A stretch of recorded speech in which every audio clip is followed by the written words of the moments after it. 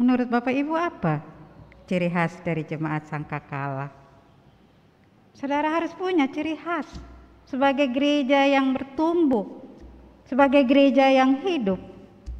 Bacaan Alkitab hari ini dari 2 Tesalonika pasal 1 ayat 1 sampai 5. 2 Tesalonika pasal 1 ayat 1 sampai 5 yang menyatakan, "Salam dari Paulus, Silvanus, dan Timotius kepada jemaat orang-orang Tesalonika di dalam Allah Bapa kita dan di dalam Tuhan Yesus Kristus. Kasih karunia dan damai sejahtera dari Allah Bapa kita dan dari Tuhan Yesus." Ucapan syukur dan doa. Kami wajib selalu mengucap syukur kepada Allah karena kamu, saudara-saudara. Dan memang patutlah demikian, karena iman orang akan yang lain makin dalam jemaat-jemaat Allah kami sendiri bermegah tentang dalam segala penganiayaan dan penindasan yang kamu derita. Suatu bukti tentang adilnya penghakiman Allah yang menyatakan bahwa kamu layak menjadi warga kerajaan Allah. Kamu yang sekarang menderita karena kerajaan itu. Demikian pembacaan Alkitab.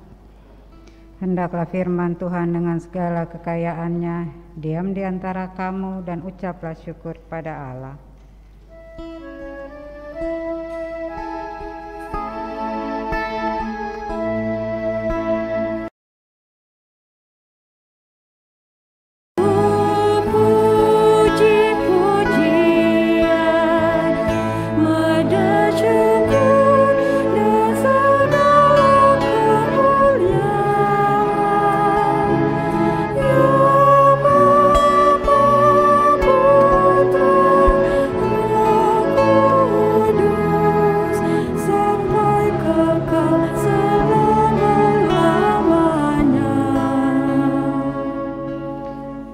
Silakan duduk. Bapak Ibu, Oma Opa, saudara, anak-anak, adik-adik, apa kabar?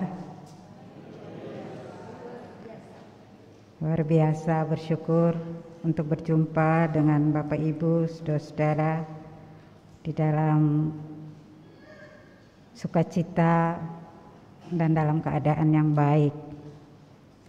Relasi di antara kehidupan kita sebagai jemaat, sebagai orang percaya memang sangat penting.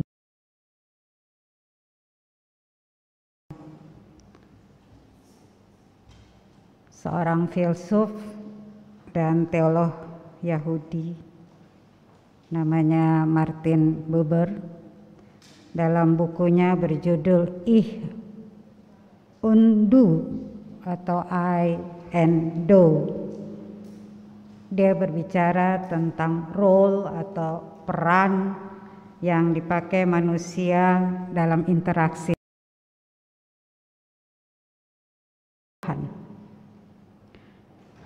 Martin Buber melihat bahwa hampir setiap masalah dalam hidup manusia berakar pada kenyataan bahwa manusia tidak mengenal dan tidak mampu menghidupi hubungan I and Do dalam interaksi antar pribadi dengan sesama. Siapa contohnya? Ya contohnya salah satunya Hitler. Kegagalan itu lahir dari kesalahpahaman manusia dalam pengertian social being-nya, bahwa manusia itu adalah peta gambar Allah dan bahwa manusia itu diciptakan. Karena itu dia hanya dapat menemukan dirinya dalam hubungan dengan Tuhan dalam hubungan I and thou. Di luar pola ini, manusia akan kehilangan dirinya dalam pengenalan dengan siapa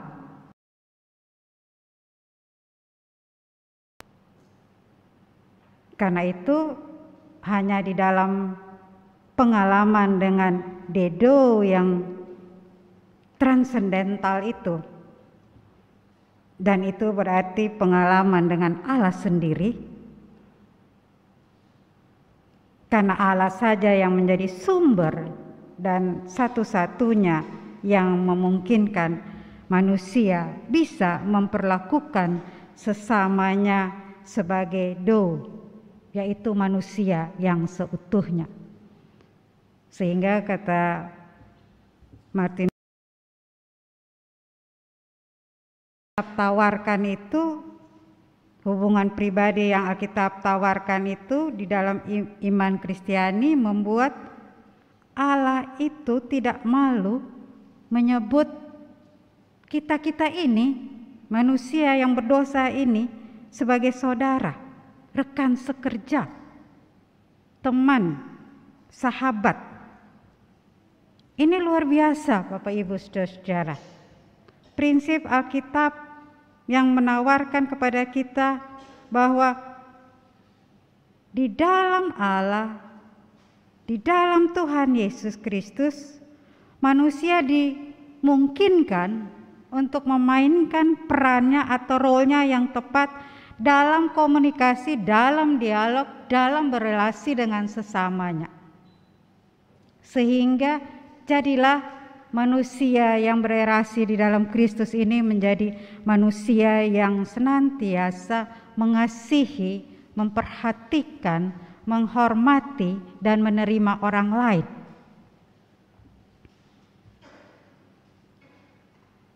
Kalau tidak di dalam Kristus, maka hubungan manusia itu akan sulit dengan keegoisannya, dengan ambisiusnya. Dan inilah yang terjadi di dalam jemaat Tesalonika, Bapak Ibu. Jemaat yang dipuji oleh Paulus, oleh Silas yang namanya di sini disebut Silwanus, dan Timotius. Mereka sungguh bersyukur dan berbahagia. Jemaat ini di dalam posisi yang sulit, di dalam penderitaan, dalam penganiayaan yang tidak mudah itu, tetapi mereka menunjukkan bagaimana I and thou itu, peran mereka, bagaimana mereka hidup di dalam Kristus, bagaimana mereka menunjukkan kedewasaan mereka di dalam iman. Dan Rasul Paulus katakan di dalam sapaannya ayat 1, Trinitas, Allah Bapa kita dan di dalam Tuhan Yesus Kristus. Bahkan dikatakan jemaat ini dibangun, bertumbuh di dalam kasih karunia dan damai sejahtera Allah. Dalam artian Bapak Ibu, jemaat yang sedang baru bertumbuh, jemaat Tesalonika ini,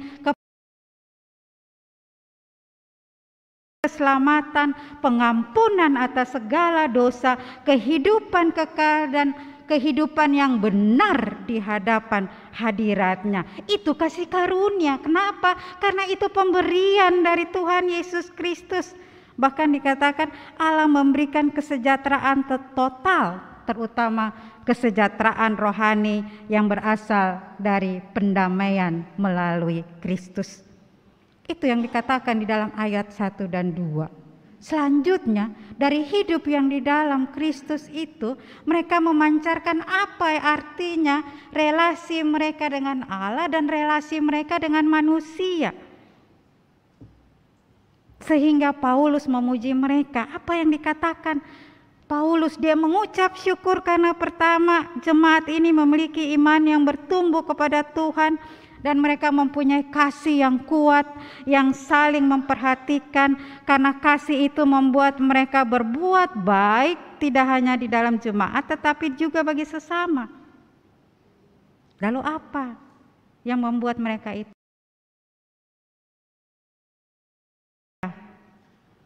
Pertumbuhan yang hebat di dalam jemaat yang luar biasa itu.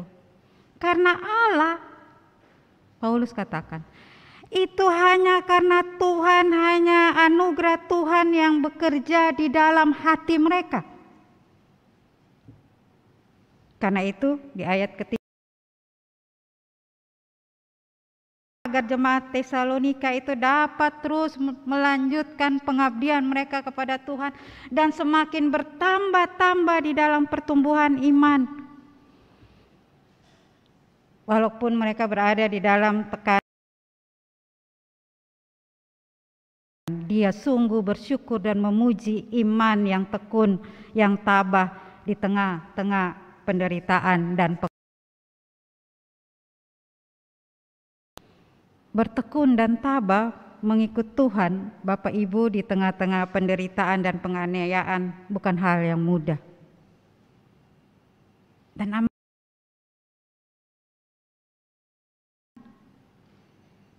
di dalam Tesalonika ini Rasul Paulus memakai kata hupomone, daya tahan. Bagaimana jemaat itu mempunyai daya tahan, hupomone. Tetapi bukan dalam pengertian hanya kemampuan untuk menanggung segala penderitaan secara pasif. Diam saja, tunggu saja, tidak. Artinya jemaat ini dapat menanggung penderitaan itu dengan tabah, dengan tetap taat, sekaligus mengubah menjadi satu kesempatan yang luar biasa, Bapak Ibu. Mereka boleh menjadi jemaat yang terus mengerjakan pekerjaan-pekerjaan Injil dan pelayanan dengan lebih baik. Ini yang dimaksudkan hupomone, satu ketabahan yang aktif.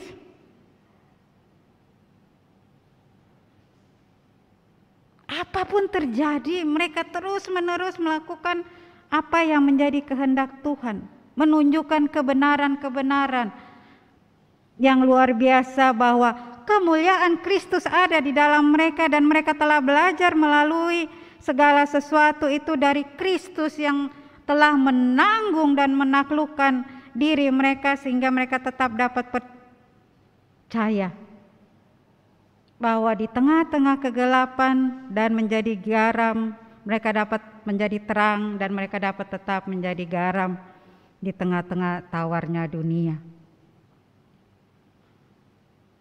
Apa pesan bagi kita pada minggu pagi hari ini, Bapak Ibu? Hiduplah dengan rasa syukur.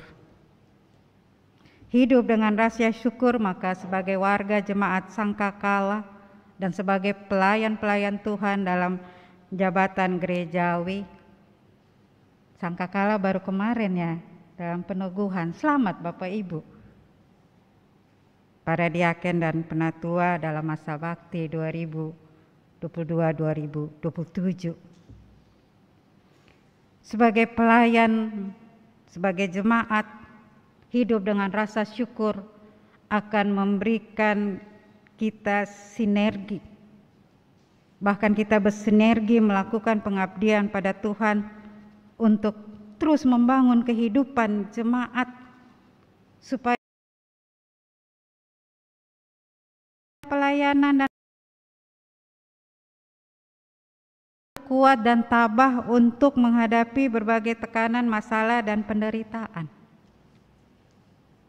Mungkin kita sekarang tidak melihat seperti apa yang terjadi pada jemaat Tesalonika, Bapak Ibu, di dalam penderitaan dan penganiayaan mereka sebagai orang percaya.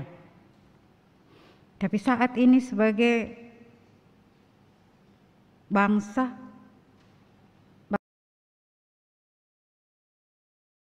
masa yang sulit, kita mengalami Banyak orang kehilangan pekerjaan. Banyak orang yang mungkin usahanya belum pulih. Ada juga yang tekanan saat ini, baik tekanan ekonomi. Mungkin ada yang mengalami masalah kesehatan. Dan sebagai gereja kita pun tidak terlepas dari berbagai tekanan dan tantangan yang tidak sedikit. Pertanyaannya, apa yang harus kita lakukan? Apakah kita hanya mengeluh? Apakah kita hanya menggerutu, merasa Tuhan tidak adil dan kita tidak buat apa-apa? Kalau kita berada di dalam situasi itu, maka dengan sendirinya Bapak Ibu, iman kita akan semakin mundur. Tapi kita belajar dari jemaat Tesalonika. Kita bukan hanya bermurjam-durjam, sekedar tabah yang pasif, tapi kita boleh berada di dalam satu ketabahan yang aktif, artinya di dalam pengharapan yang penuh, dalam relasi I&Do itu, dan bersama-sama dengan orang lain di dalam jemaat ini. Dengan segala sukacita kita terus melakukan pekerjaan-pekerjaan yang Tuhan berikan. Hidup dengan Yesus Kristus sebagai warga jemaat Sangkakala akan terus membangun relasi, kasih kita semakin kuat yang sudah ada selama ini, tetapi akan terus bertambah-tambah dan berlimpah.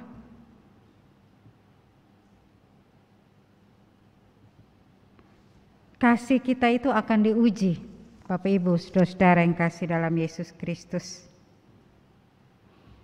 Kasih itu akan bertumbuh dan berlimpah-limpah, itu akan terlihat dalam kehidupan sehari-hari, khususnya kepada orang-orang yang dekat dengan kita.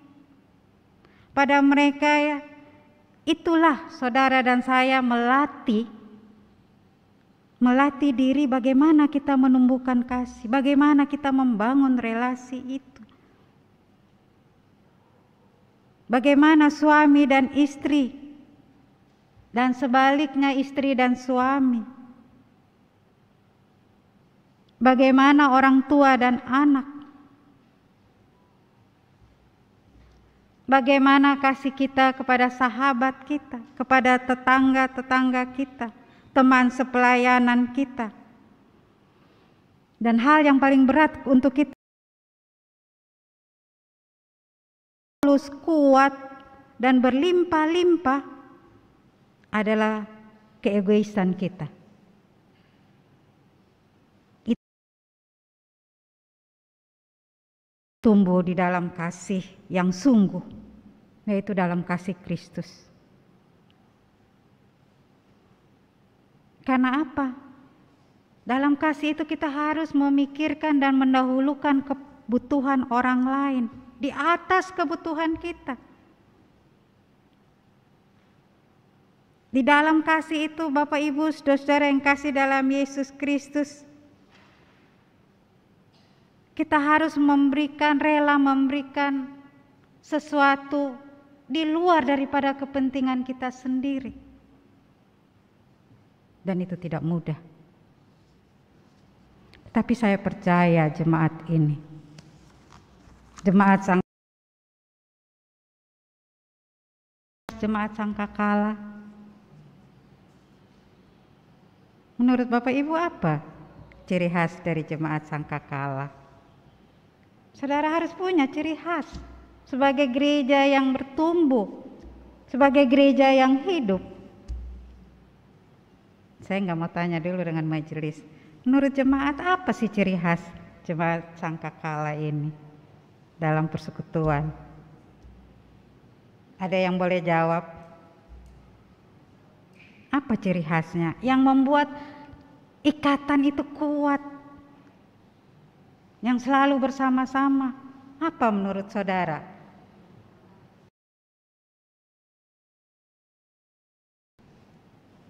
Saya nggak dengar.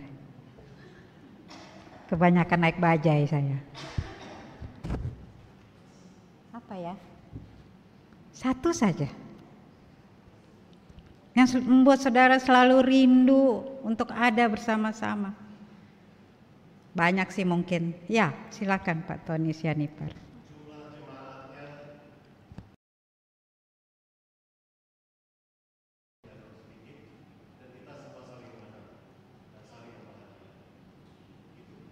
Terima kasih Pak Tony Sianipar. Benar, dari dulu saya selalu bilang pada teman-teman, jemaat Sangkakala itu mungkin saudara lihat sedikit. Dalam jumlah nggak sama dengan jemaat-jemaat yang lain. Oh, hadirnya 500-600 orang, tidak. Tetapi relasi mereka kuat. Dan mereka selalu bersama-sama di dalam segala hal, saling menopang dan terutama saling mengenal. Dari zamannya Opung Purba kali ini ya, luar biasa nih Opung Purba. Dari opa-opa sampai oma-oma. Dan mereka adalah tiang iman yang terus meneruskan warisan iman. Dan semoga itu juga itu nggak hilang. Saling memperhatikan dan menopang. Segala sumber daya dan potensi yang ada, jemaat ini akan semakin berdaya, makin kreatif. Ya, kreatifnya luar biasa ya. Saya terkagum-kagum. Mereka tidak hanya mengatakan, oh kita beribadah etnik, tapi bahasanya pun memakai bahasa. Kita masih berada di Hari Sumpah Pemuda. Harian Kompas mengangkat deadline-nya itu dengan bahasa-bahasa penutur asli yang mungkin semakin hilang gitu, semakin hilang. Banyak bahasa-bahasa daerah itu semakin hilang, Bapak Ibu Saudara. Coba tanya sama Willy. Willy tahu?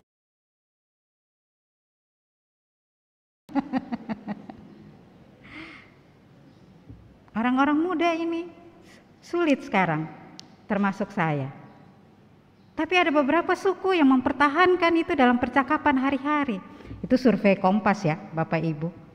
Bahwa masih ada kita yang mempertahankan. Saya terus terang saja karena ini budaya etnik, kalau tanya saya bahasa Rote saya kurang ini. Tapi saya tahu bahasa Timor. Kalau ditanya, karena kami berada di Pulau Timor, di Soe khususnya. Ada satu yang seringkali kalau saya ketemu orang Timor. Onme. Nanti mereka jawab, lekleko. Artinya, apa kabar? Kabar baik, pendeta.